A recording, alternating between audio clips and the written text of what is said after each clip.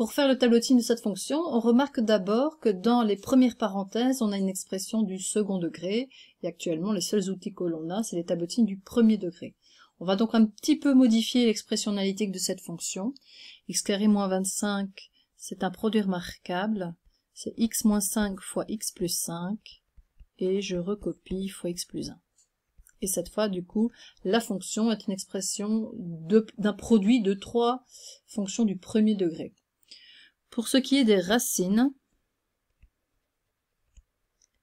on cherche toutes les valeurs de x pour lesquelles x plus 5 fois x moins 5 fois x plus 1 est égal à 0.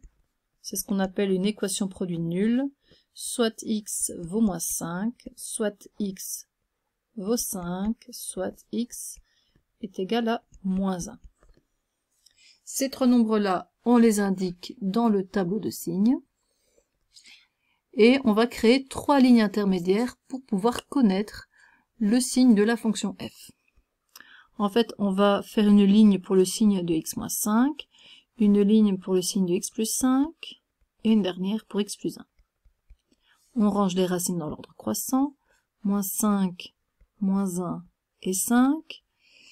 La racine de x moins 5, c'est 5, donc le 0 est en dessous du 5. La pente, alors la pente dans chacune des trois expressions, c'est 1, donc on va toujours avoir le signe plus à droite, le signe moins à gauche, et on est parti, comme ça on peut compléter tout le tableau en respectant cette règle.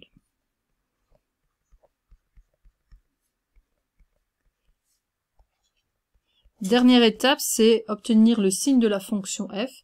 Et cette fonction, c'est le produit des trois expressions. Donc on va imaginer qu'on multiplie entre eux les trois signes. Moins, c'est signe moins, 0, plus, 0, moins, 0. Et on finit par le signe plus.